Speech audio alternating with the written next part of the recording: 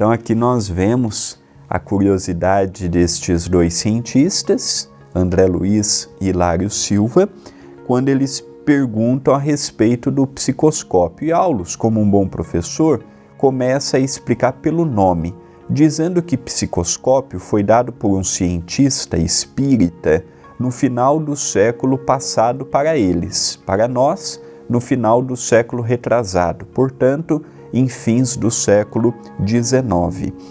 Mas também não entrou propriamente no porquê do nome.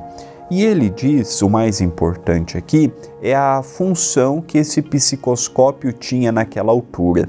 Ele servia para auscultar a alma do encarnado. Ele tinha a finalidade também de analisar e definir as vibrações e a capacidade de efetuar diversas observações em torno da matéria. Então era um aparelho com múltiplas funcionalidades. Ele analisava as ondas mentais dos encarnados, ele analisava também a circunstância espiritual daquele trabalho, não apenas em relação à matéria, mas também em relação aos elementos espirituais.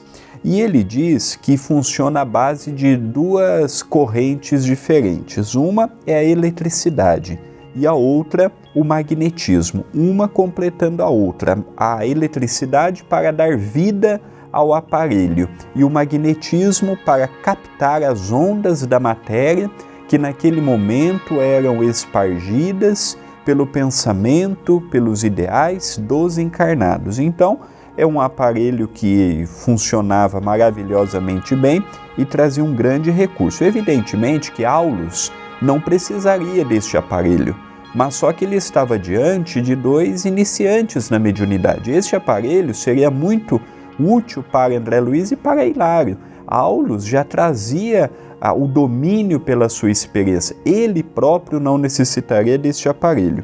E ele diz também que o aparelho era constituído por um óculos de estudo com recursos disponíveis para a microfotografia. Então era uma lente que ampliava e muito a capacidade de ver e auscultar as ondas que comumente um olho comum, mesmo espiritualmente falando, não treinado, não teria condições de ver. Aulus era diferente, ele era especializado há muitas décadas nesse trabalho. Então, para ele, o psicoscópio era apenas um item de observação, mas ele já tinha um conhecimento pleno para utilizar outros recursos a não ser este aparelho. Interessante também, André, queridos telespectadores, quando ele fala do microfotografia. Logicamente, se é uma microfotografia, batia fotografia em tamanho muito reduzido para que isso pudesse auxiliar amanhã em alguns tipos de tratamento.